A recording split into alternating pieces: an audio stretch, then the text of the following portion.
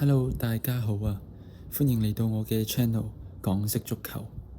咁今日呢一條片就係英超第30輪焦點賽事賽前預測嘅 Part 2啦。咁琴日就出咗 Part 1嘅兩場比賽嘅賽前預測，分別就係曼聯對阿士東維拉同埋呢一個車路士對紐卡素嘅預測。咁而今日嘅呢一場呢，就係會講利物浦對熱刺嘅比賽。咁其實呢一場比賽對兩隊嚟講，其實都十分之關鍵嘅，事關呢一個利物浦就係要爭緊呢一個歐聯席位啊嘛。利物浦而家就係分別有4隊波，就係曼聯、維拉、利物浦、車路士呢4隊爭最後第4、第5位啊嘛。呢幾個歐聯席位。咁而當然啦，利物浦其實佢哋喺歐聯係有機會可以贏歐聯冠軍去攞翻來季嘅歐聯資格，咁但係歐聯呢啲未知數嚟嘅，咁所以就都係攞翻個聯賽前5會穩陣啲啦，我覺得。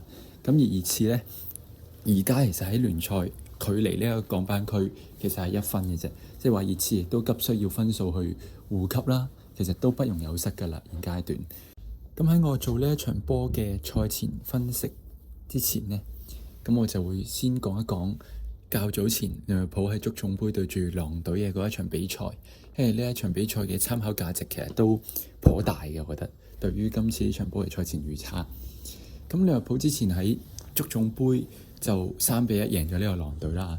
咁其實利物浦嘅3個入波都係下半場出現嘅，而上半場當狼隊收縮死守嘅時候，利物浦其實係破唔到密集嘅，利物浦係攻唔入嘅。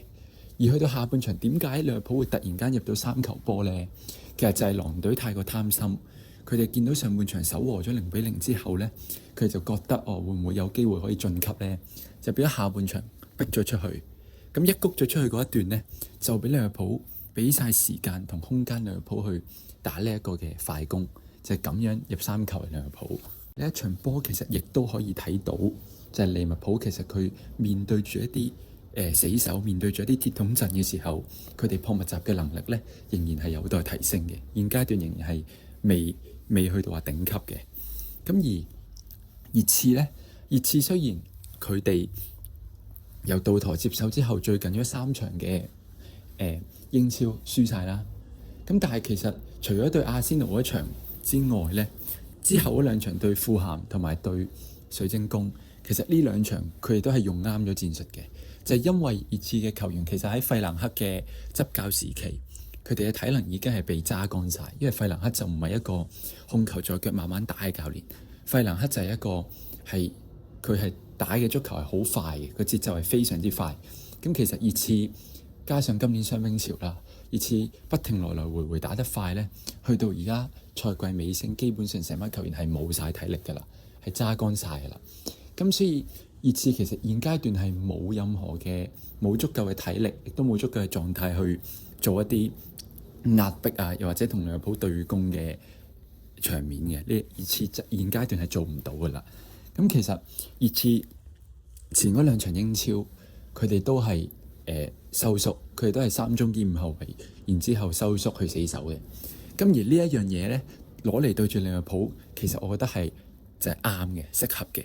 就因為利物浦其實我頭先都講咗，佢破密集嘅能力呢係暫時係有待提高嘅。咁所以熱刺只要唔好似狼隊咁傻仔逼出去嘅話呢，基本上都唔會話失太多波嘅。咁所以我呢一場波嘅預測其實都幾簡單下，就係呢一個利物浦會做和望贏，會係1-0或者2-0個比數。點解呢？就係利物浦入球嘅方法呢，應該就會係靠呢一個角球或者死球，因為其實熱刺防守死球呢一方面呢都係比較弱嘅，今季可以見到。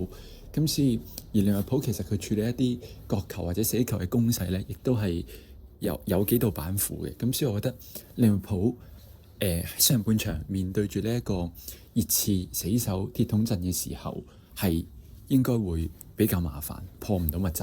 但係去到下半場就靠一啲角球或者死球嘅攻勢去打破呢個僵局。咁最後小勝1-0或者2-0，我覺得如果熱刺唔貿然逼出去同利物浦對攻嘅話呢，就唔會大炒嘅。我覺得最多1球起2球止嘅啫。咁但係始終都要好現實嘅一樣嘢。講俾所有熱刺嘅球迷聽啦。呢一場波就最唔好諗贏啦！呢場波，因為熱刺現階段嘅球員嘅狀態或者體力係唔足以令佢哋可以作客利物浦贏波嘅。咁但係你話可唔可以死守個和翻嚟攞翻一分？我覺得呢個唔係話冇可能嘅。今次要睇熱刺球員嘅決心有幾大啦。呢一場嗱，呢一個雲迪雲應該要停賽啦。其實羅美路翻嚟㗎啦，咁呢個位又唔係話真係削弱咗好多啫。羅美路都回歸停完賽啦嘛佢。